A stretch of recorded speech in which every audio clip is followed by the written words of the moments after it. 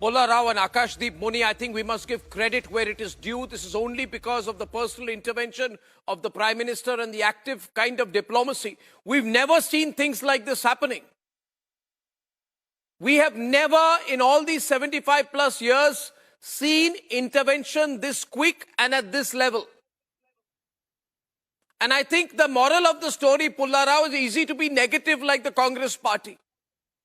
You know, Adhir Ranjan Chaudhary blaming Indian diplomacy, blaming Indian foreign policy, blaming the Prime Minister, but not one tweet.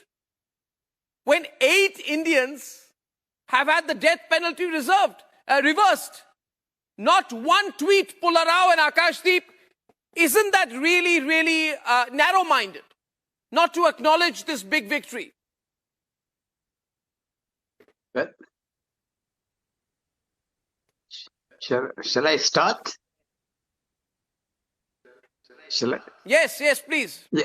No, definitely it is a victory. In a country's history, there are many, many goals which we achieve over time. There are setbacks, and neither should the government of the day get too much credit for it or too much, blame.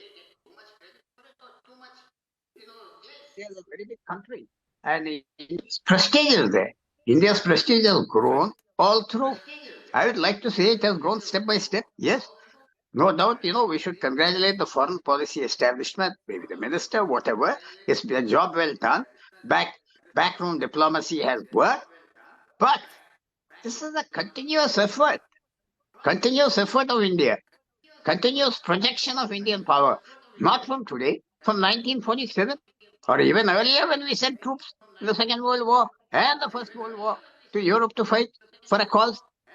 Mahatma Gandhi agreed to allow them to fight on the side of the British. I mean, he supported it.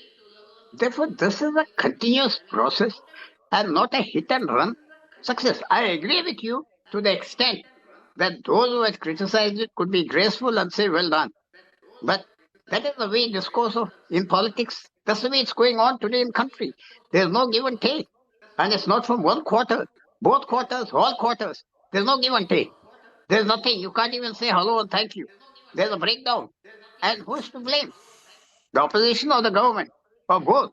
Therefore, when you come to this critical point, yes, we congratulate the country, the government, but it's a continuing process. There may be a setback tomorrow. There may be a war. Does it mean the government is to blame? International events work in their own way. International events are not under the control of India. They're drawn from different issues and they go on. The Ukraine war came. India handled it very well.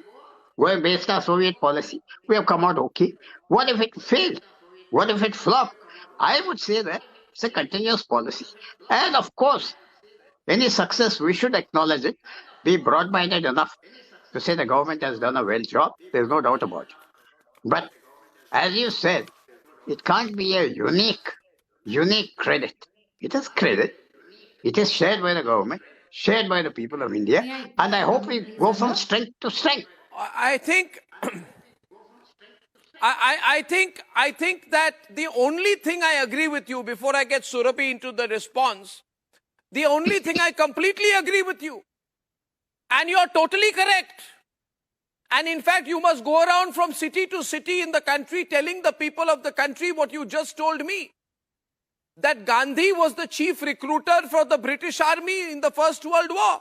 Very good. Well done. Excellent. You're right. He was. You're right. Gandhi was the chief recruiter for the British Army in the First World War, went around saying that Indians must serve the British Army, fight for the British Army. I wonder why. Maybe he was not non-violent then. So I totally agree with you. Pulla Rao, write an article, how Gandhi served the British Army well. Write an article and I will publish it on republicworld.com. How Gandhi served the British Army well.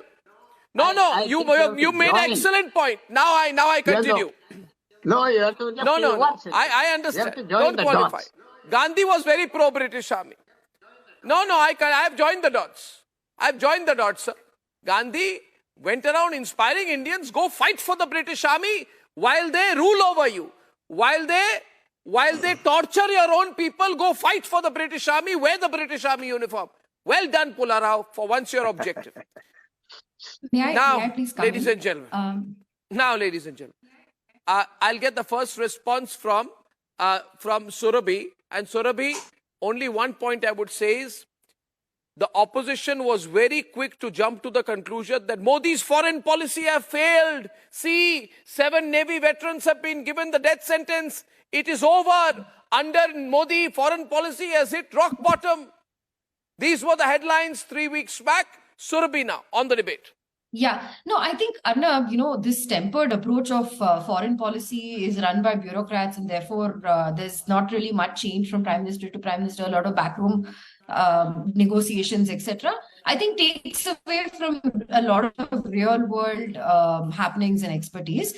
The previous speaker talked about how this has been happening since 1947, but a lot of things have changed, sir. First and foremost, we were non-aligned, not because we had a stand in the world. We were non-aligned because we didn't want to get into any sort of a situation which would be difficult for us to handle. Now, the difference in today is the fact that you must acknowledge this, is the fact that personality, charisma, these are very important factors in foreign policy.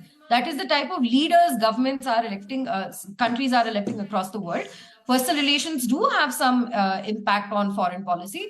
In fact, I'm not saying this. President Obama, the previous president of the United States, in his memoir, talked about how Prime Minister Modi was such a tough negotiator, backdoor negotiations with respect to climate-related financing, etc. So and solar alliance, all of that, right? So there is some role that charisma plays, whether the opposition wants to agree or does not want to agree. The fact that Prime Minister Modi has a vision for the country that can be internationally communicated, to the confidence to actually stand for India on a global stage, and 3, the personal charm and charisma to actually have a conversation on an equal footing with world leaders. So I think the big thing that has changed in Indian diplomacy since Prime Minister Modi took charge is the fact that we are not negotiating as India, the developing country that wants to stay out of trouble and not get in anybody's hair. We are talking as a country that is rightfully so, should have a place in the UN Security Council, should, in fact, negates the view that we don't even need a place in these multilateral institutions because they're not even representative of the world anymore. We have our own view of the world. Is a country that hosts G20 with a lot of pride and pomposity, a country that wants to have a foreign policy that works for us, and a country that sort of does. And today's Prime Minister Modi's win and the country's win that has happened in getting our people that sort of reduced sentence is something that we must all be proud of. As a combination factor, I agree. There are many people behind, but don't deny the Prime Minister's charm. That is the only thing that I say.